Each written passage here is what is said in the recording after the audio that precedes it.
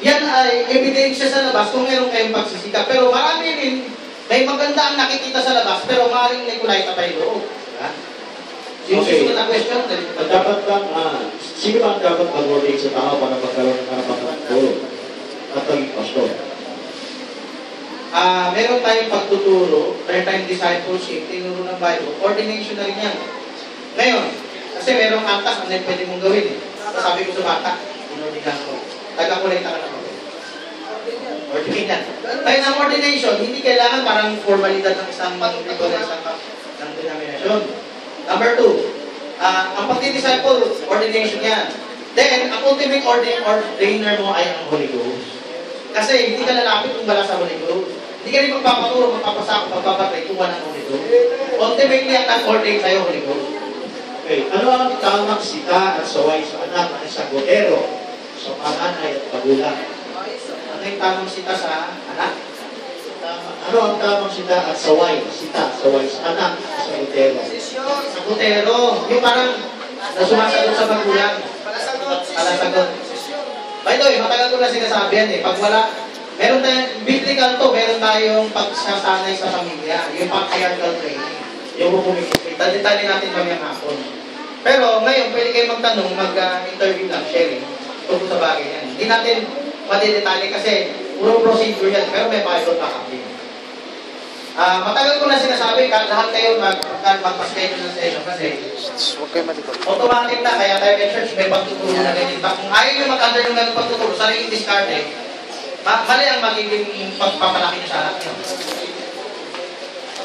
Pangalan pero taga-pamangkan ko. Natupad po ba natin ang number 4? Sabi, nasa kautusan number 4. Ang kautusan which is remember the Sabbath day, doing pagsamba.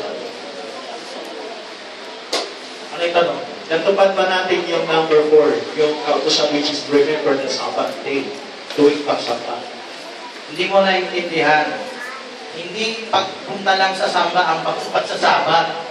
Malalim yan. Pag ang alam mo ng pagpunta, yan ang abot ng karamihan. So, kailangan makuha mo yung ultimate na pahayag ng Diyos doon sa Ten Commandments, sa Sabat. Pag nakuha mo yung tama, yes.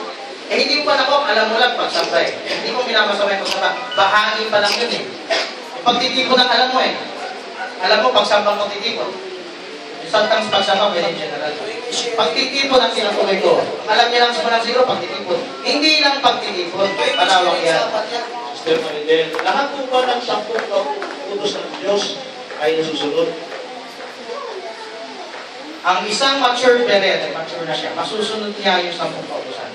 Paano kaya? So, hindi na nakunti tayo oras, pwede sa hapon yan. So, wala na. Bus na? Ulitin ko. Yung mature parent, paano niya nasusunod to? Kasi may spiritual na application yan. Hindi ko naman detalye kung sa yung oras. There are about 3 minutes dito. Okay. So, sa loob ng 3 minutes, sasabihin ko yung iba. Mabilis tayo ha. Yung graven image, sa psychological, yung kotse mo, cellphone mo. Okay? Yung TV. Sa spiritual, dito sa church, pag ikaw ay Nicolaita, meron ka ng Diyos-Diyosan. Huwag tayo masasaktan. Pwede nyo gawin akong Diyos-Diyosan. Pwede nyo gawin Diyos-Diyosan yung lugar. Pwede nyo gawin Diyos-Diyosan yung pastor, yung kaibigan, o yung isang dogma sa isang church. Itong before me, sinabi sa verse 1, yung priority yan. Sulat nila, Romans 1:25. Worship them more than God. Dito tayo. Yung name in vain, tatamaan yung mga messianic na, hindi ba messianic, sacred pronunciation believers. Na kailangan dito, Yeshua yung Baptist or what. Ang tunay na kahulugan ng name ay representation, identification, identifying with Christ. At ang taking His name in vain, kahit sa church, kahit aktibo sa church, kahit messianic ka pa, kahit ano pa yung grupo mo, you take His name in vain kasi you misrepresent Him.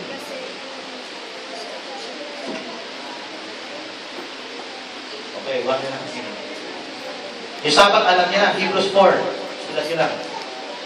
Okay, yung spiritual na Sabat, literal Sabat, ito yung ginagawa ng Hudyo, once a week. Psychological Sabbath,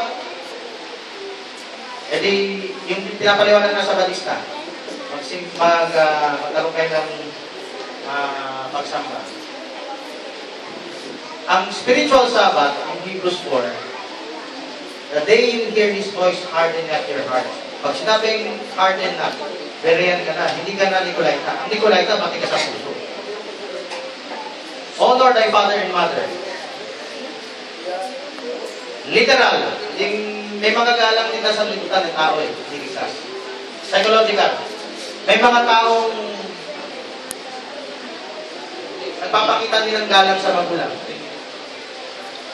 Yung psychological, na honor thy father and mother, yan yung patriarchal training. Magpasakot ka sa saway ng iyong magulang. Proverbs, chapter 1, 2, 3, 4. My son, hearken to the voice of thy mother. Hearken to the voice of thy father. Psychological yan. Spiritual. Sa church, Malakay 4:5-6, ay may spiritual father and mother. Sa church, ay may honoring din sa mga gawa na ginamit. Okay? Yung tamang pag-honor, pagkaberean. Thou shalt not kill. Literal killing, alam niyo na. Psychological killing, namumuhi kasi yung kapatid. Spiritual killing. Paninira. Sabihin, hindi ko lang kami tao. Okay? Kaya nga, nagiging makadalawang ulit na anak ng impyerno. Gusto niyo ba marinig yung iba? Ay, gusto na? Gusto hindi? Gusto, say amen. Amen! Ibilisan mo lang. Adultery, meron tayong physical adultery. Meron, alam niyo na yan. Meron tayong psychological adultery, which is yung lust. Meron tayong spiritual adultery, which is sulat na lang, mabilis lang. 2 Corinthians 11, 2 and 3. Ano yung spiritual adultery? Katulad ng spiritual fornication. Ang loyalty mo, hindi na kay Kristo sa Biblia. Kasi pag ibang denomination na mag-share sa'yo, ayaw mo makinig. Ayaw mo makipag-sharing, ayaw mo tignan yung ebidensya. Gusto mo lang i-memorize yung sinabi ng pastor. Okay? Kunwari, lagi ko sabi sa'yo, makinig kayo ng ibang broadcast, makinig kayo ng ibang aral, pagtanong kayo sa akin, patunayan na yung totoo. Do not take my word for it, huwag nyo lang i-memorize na sabi ko. Kaya din sinasabi ni Christian, pero madaya. Tuloy-tuloy pagkagarihan nila. Ang pera ka lang tuloy-tuloy, kahit na ikay tumanggap na sa mensahe, nagpapapaptize in Jesus name, kailangan tuloy-tuloy pagkagarihan mo kung buhay mo. Kundi, babagsak ka sa spiritual adultery. Kasi, ikinasal ka na sa iyong pastor, hindi ka kinasal ni Kristo. Parang itinakbo na ni Eliezer. Tinakbo na ni Eliezer si Rebecca. Yung still, false witness, isa lang yan.